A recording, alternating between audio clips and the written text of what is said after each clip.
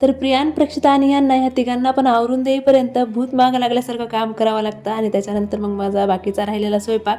तर स्वयंपाक करून घेतला आणि कालच्या कमेंट्स वाचल्या मी, भरपूर जणींच्या कमेंट्स होत्या. पनीर खूप छान झालंय, त्याची रेसिपी आमच्यासोबत शेअर करा. त्या दिवशी तर व्हिडिओ काय करणं नव्हतं झाला, पण परत एकदा मी पनीर बनवलंय. तर चला तुमच्यासोबत पण ही रेसिपी शेअर करते. याच्या अगोदर मी लिंबाचा वापर केलेला आहे बऱ्याचदा पनीर बनवण्यासाठी, पण यावेळेस मी विनेगर वापरलेला आहे. तर वाटीमध्ये थोडंसं पाणी घेतलंय, त्याच्यामध्ये 2 कॅप विनेगर टाकलंय, मिक्स करून ठेवलंय आणि उकळत्या दुधामध्ये थोडं थोडं करून ऍड करायचे, जोपर्यंत पनीर आणि पाणी वेगळं होत नाही तोपर्यंत. तर ह्या स्टेप पर्यंत करायचंय. आता गॅस बंद करायचा आहे आणि आता आपल्याला चाळणीने चाळून घ्यायचंय, पनीर वेगळं करून घ्यायचंय, त्याला थंड पाण्याने एकदा धुवायचंय.